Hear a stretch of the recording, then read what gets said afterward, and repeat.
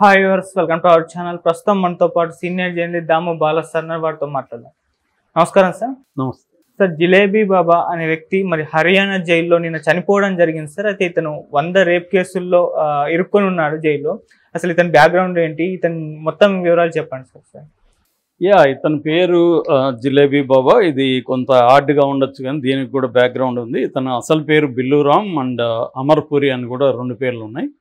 So ఇతను యాక్చువల్గా పంజాబ్లో మాన్యా అనే ఒక ప్రాంతం. అక్కడ నుంచి ఇతను తోహానా అని హర్యానాలో ఒక స్మాల్ టౌన్ ఉంటుంది. ఆ తోహానాకు వచ్చి అతను ఒక చిన్న బండి మీద జిలేబీలు అమ్ముకునేవాడు. సో జిలేబీలు అమ్ముకుంటూ జిలేబీలు, చోలే కుర్చీ ఇట్లాంటివి అమ్ముకునేవాడు.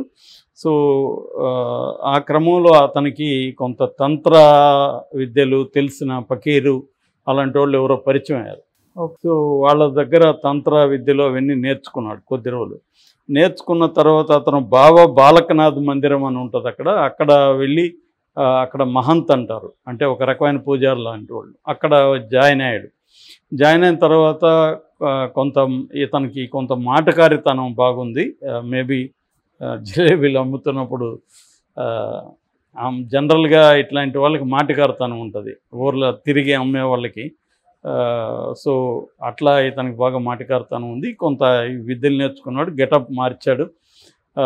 దాంతో డబ్బులు కలెక్ట్ చేసి అక్కడ ఒక గుడి కూడా కట్టించాడు. ఆ గుడికి ఇతనే పూజారి అయిపోయాడు.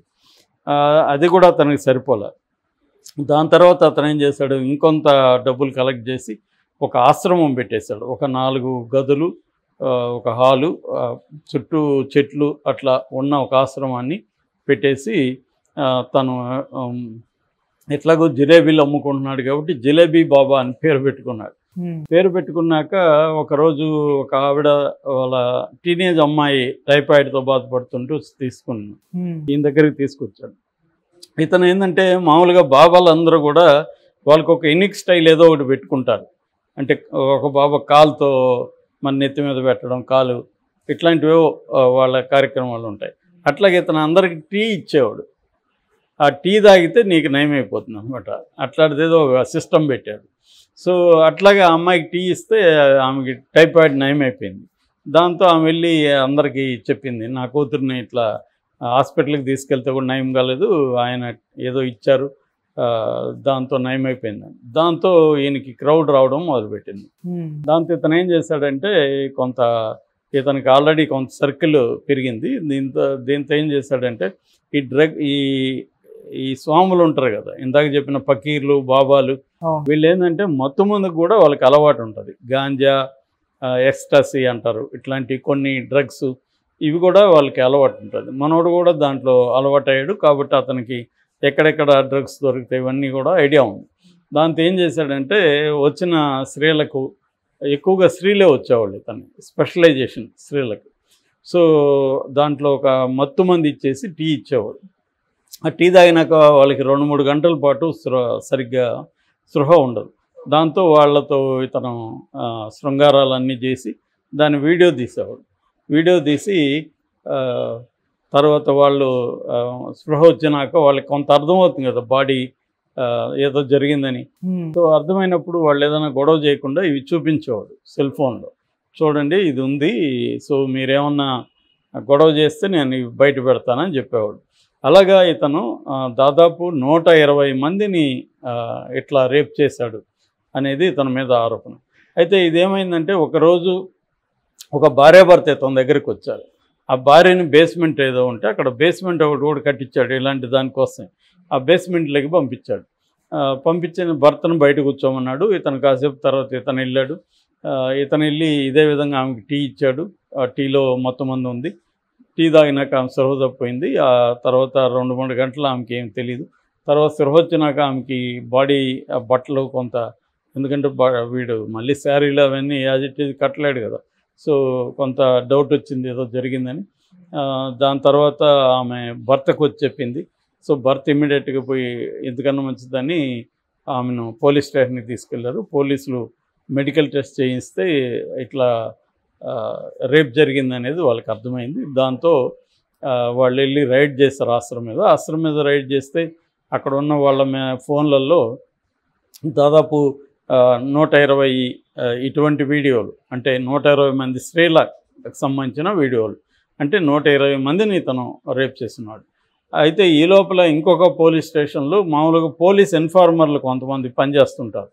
అలాగే ఒక పోలీస్ ఇన్ఫార్మరు ఒక వీడియో తీసుకొచ్చి ఆ సిఐకి చూపించాడు. ఇతనిది ఒక వీడియో వాళ్ళ అసిస్టెంట్ ద్వారా అతను సంపాదించాడు అనమాట. సో అంటే ఇతను అసిస్టెంట్లు పెట్టుకోవడం, వాళ్ళని రేపులు చేయడం, దాని తర్వాత వాళ్ళు న్యూడ్గా ఉన్నప్పుడు వీడియోలు తీయడం, దాన్ని వాళ్ళకి చూపించి బెదిరించి మళ్ళీ వాళ్ళతో రెగ్యులర్గా ఇచ్చేయడం, కొంతమంది దగ్గర డబ్బులు కూడా లాగాడు. ఇలాగా ఇదొక దందాలాగా కొన్నేళ్ల పాటు నడిపాడు. ఇదంతా కూడా ఫైనల్గా అతని మీద కేసు పెట్టింది ఎప్పుడంటే 2017 నుంచి కేసులు పెట్టుకుంటూ వచ్చి 2018కి కోర్టు అతనికి లైఫ్ ఇంప్రిజన్మెంట్ శిక్ష వేసింది.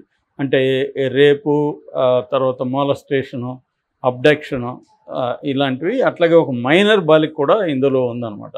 సో మైనర్ బాలిక మీద ఇది. తర్వాత వీటన్నిటినీ ఆయన వీడియోలు పెడుతున్నాడు కాబట్టి ఐటీ యాక్ట్ కింద కూడా పెట్టారు. అట్లాగే మత్తుమందుకు సంబంధించి NDPS యాక్ట్, నార్కోటిక్స్ ఆ యాక్ట్ కింద కూడా కేసు పెట్టారు. సో ఈయనకి అన్నీ కలిపి లైఫ్ పడింది. సో దాంతో ఈయన హర్యానాలో ఒక జైల్లో ఉన్నాడు. హిసార్ అంటారు, సెంట్రల్ జైలు, అది సెంట్రల్ జైలు 2లో ఉన్నాడు. బట్ ఆయనకు ముందు నుంచి కూడా మనిషి చూస్తేనే అంత పొట్టిగా అలాగ ఉన్నాడు. సో ముందు నుంచి కూడా అతనికి డయాబెటీస్ ఉంది. సో జైల్లో కూడా ఖైదీలు మామూలుగా ఇలాంటి వాళ్ళని ఖైదీలు కూడా చాలా హీనంగా చూస్తారు, కొడతారు, హీనంగా చూస్తూ వార్డర్లు కూడా అలాగే చూస్తారు. ఎందుకంటే రేప్ చేసి వచ్చే ఇప్పుడు మామూలుగా జైల్లో ఏంటంటే నేరాలు, నువ్వు చేసిన నేరాన్ని బట్టి నీకు అక్కడ ట్రీట్మెంట్ ఉంటుంది. సో నువ్వు దొంగతనం చేస్తే నీకు పెద్ద ఏముండదు, సరదాగా మాట్లాడుకుంటారు. అదే నువ్వు ఎవరినైనా కొట్టేసి వచ్చావు అనుకో, కొద్దిగా రెస్పెక్ట్ పెరుగుతుంది. లేదు నువ్వు హత్య చేసావు అనుకో, ఇంకా రెస్పెక్ట్ ఎక్కువ ఉంటుంది, భయం కూడా ఉంటుంది. సో అట్లా కాకుండా ఈ రేపులు, చిన్నపిల్లల రేపులు అలాంటివి అయితే అక్కడ కూడా ఖైదీలు వాళ్ళు ఒకవేళ నేరస్తులైనా కూడా ఇట్లాంటి నేరాలు చేసినప్పుడు వాళ్ళ మీద కోపం వస్తుంది. వాళ్ళకి చిన్నపిల్లల్ని ఇది చేస్తావరా అని కొట్టడం, వాళ్ళని హింసించడం అలా ఉంటుంది. సో ఇతనికి కూడా అలాంటి ట్రీట్మెంట్ అక్కడ దొరికినట్టుగా తెలిసింది. దానివల్ల ఇతని ఆరోగ్యం కొంత చెడిపోయింది. ప్రాపర్గా మెడిసిన్స్ ఇవ్వకపోవడం డయాబెటీస్కి, దాంతో ఇతని హెల్త్ బాగా ఇదైపోయి ఆ మధ్య ఒక రోజు చెస్ట్ అంతా నొప్పిగా ఉంటే హాస్పిటల్కి తీసుకెళ్లారు, ట్యాబ్లెట్స్ అవి ఇచ్చారు, ఇంజెక్షన్ ఇస్తారు. తర్వాత మళ్ళీ తీసుకొచ్చారు. మళ్ళీ కొన్ని రోజులకి నాకు చెస్ట్ పెయిన్ వస్తుందని చెప్తే అక్కడున్న సివిల్ హాస్పిటల్కి దగ్గర ఉన్న దానికి తీసుకెళ్లారు. అక్కడ వాళ్ళు ఇదేదో కొంత సీరియస్గా ఉంది సార్, మేము చేయలేమంటే మళ్ళీ ఒక పెద్ద హాస్పిటల్కి తీసుకెళ్ళి జిమ్స్ అంటారు దాన్ని, అక్కడికి తీసుకెళ్లారు. అక్కడ ఆల్రెడీ బ్రాట్ డెడ్ అని వాళ్ళు డిక్లేర్ చేశారు, అంటే దారిలోనే చనిపోయాడు. సో హార్ట్ అటాక్ అని తర్వాత పోస్ట్ మార్టం కూడా చేశారు. పోస్ట్ మార్టం వీడియో అంతా కూడా తీశారు. ఎందుకంటే ఇతను అప్పట్లో పెద్ద సంచలనం ఈ కేసు. పంజాబ్, హర్యానాలో వందల వేలాది మంది తనకి వ్యతిరేకంగా అరెస్ట్ చేయలే, బిగినింగ్లో అరెస్ట్ చేయాలని చెప్పి ఊర్లలో వీధుల్లో ధర్నాలు, రాస్తారోకోలు, బందులు ఇవన్నీ జరిగాయి ఇతన్ని వ్యతిరేకంగా. సో ఇది ఉపయోగించుకొని ఇతని మీద వెబ్ సిరీస్ కూడా వచ్చింది, మనోజ్ బాజ్పేయి వెబ్ సిరీస్ కూడా వచ్చింది అన్నమాట. ఇలాగ బాబా ఎలా రేప్ చేస్తే అమ్మాయి వచ్చి బయట వచ్చి చెప్తుంది. సో ఇలాగా ఇతను ఏంటంటే ఈ బాబాలు ఎక్కువగా నార్త్ ఇండియాలో మనకు కనబడతారు, సౌత్ ఇండియాలో కంటే. సౌత్ ఇండియాలో కొంత ఇంత మూఢనమ్మకాలతో ఉండడం కొద్దిగా తక్కువ.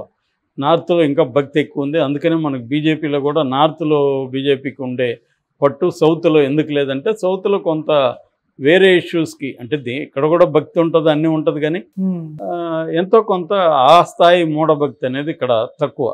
సో అందుకని మన వాళ్ళు కొంత పరిశీలిస్తారు. మేజర్గా ఏంటంటే ముఖ్యంగా స్త్రీలు ఇలాంటి బాబాలకి ఎక్కువ పడుతున్నారు. అందులో కొంత కారణం ఏంటంటే స్త్రీలకు పిల్లల్ని కనుక్కోవాలనే ఒక కోరిక ఉంటుంది.